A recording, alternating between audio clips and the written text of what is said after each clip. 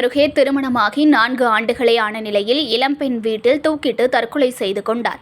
வரதட்சணை கொடுமைப்படுத்தியதாக பெண் வீட்டார் அளித்த புகாரின் பேரில் மயிலாடுதுறை போலீசார் விசாரணை நடத்தி வருகின்றனர்.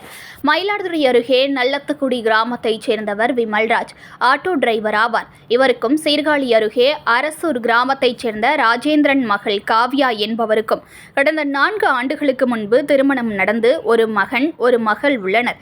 கணவன் மனைவியிடையே கருத்து வேறுபாடு காரணமாக அடிக்கடி குடும்ப தகராறு ஏற்படுவது வழக்கம். இந்த நிலையில் நேற்று விமல்ராஜ் வேலைக்கு சென்றிருந்த நிலையில் காவ்யா வீட்டில் தூக்கிட்ட நிலையில் சடலமாக தொங்கியுள்ளார். தகவல் அறிந்து வந்த காவ்யாவின் தாய் பாஞ்சாலை மயிலாடுதுறை போலீஸ் ஸ்டேஷனில் தனது மகள் வரதட்சணையின் கொடுமையால் இறந்ததாக அளித்த புகாரின் பேரில் போலீசார் சந்தேக மரணம் என வழக்கு பதிவு செய்து இறந்த காவ்யாவின் உடலை கைப்பற்றி பிரேத பரிசோதனைக்காக மயிலாடுதுறை அரசு மருத்துவமனைக்கு அனுப்பி வைத்து விசாரணை மேற்கொண்டுள்ளனர்.